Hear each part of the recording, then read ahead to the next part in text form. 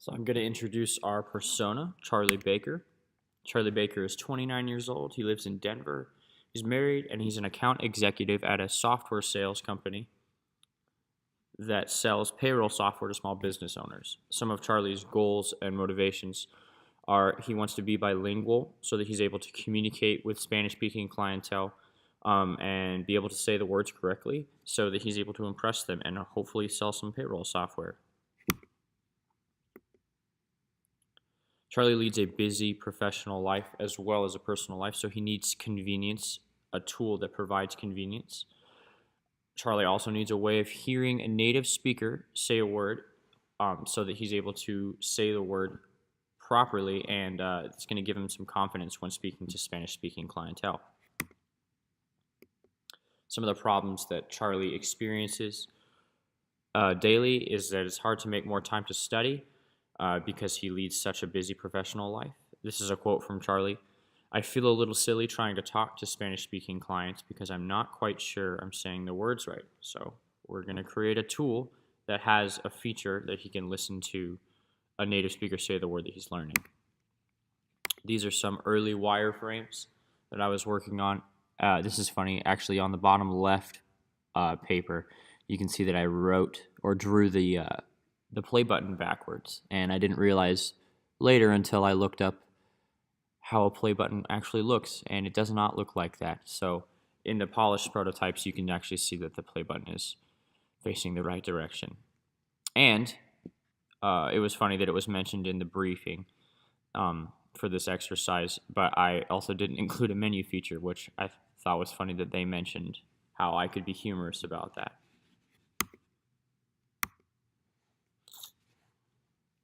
These are some of the early prototypes. So they follow from the top left, and then as soon as it gets to the far right, you go down and then back across. So this the top left is the login screen, and I hadn't included an onboarding feature. So I did another revision later on in more polished prototypes where I added the onboarding feature. This is the addressing the problem statement. This is an audio search feature so that Charlie would be able to look up a word that he's learning and listen to somebody else say it so that he can say it properly. And this is a deck search feature. So because Charlie doesn't have a lot of time during the day to study, this feature would allow him to look up a deck that somebody else has spent time making so that he can just spend more time studying rather than creating a fully custom deck.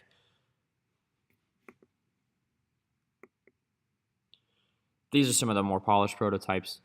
Later on, I chose to use 3x5 index cards that were ruled like graph paper, and it changed the way that I did things from then on out. Everything felt a lot more organized. All of the elements on a page were a lot more consistent, and I really liked the way that they turned out.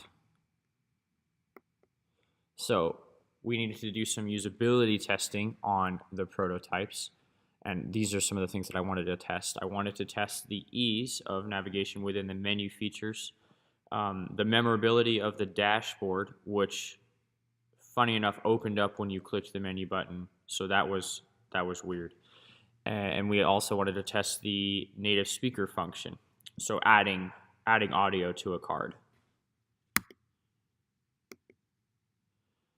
The menu button was pretty confusing for most of the users. All three of them had difficulty using the menu because the menu was already open, so they didn't really know what purpose the menu button served, and I think that was a short sight in my ability to prototype on pen and paper and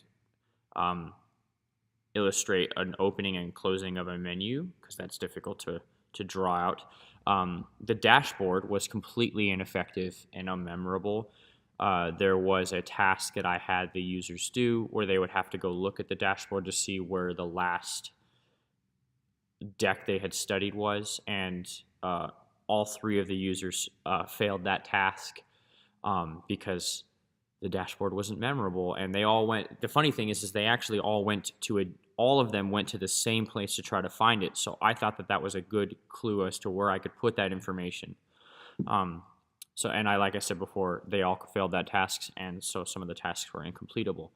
So the next steps I wanted to take were completely eliminate the dashboard, and replace the user progress inside the saved decks button, which is where all of those users clicked.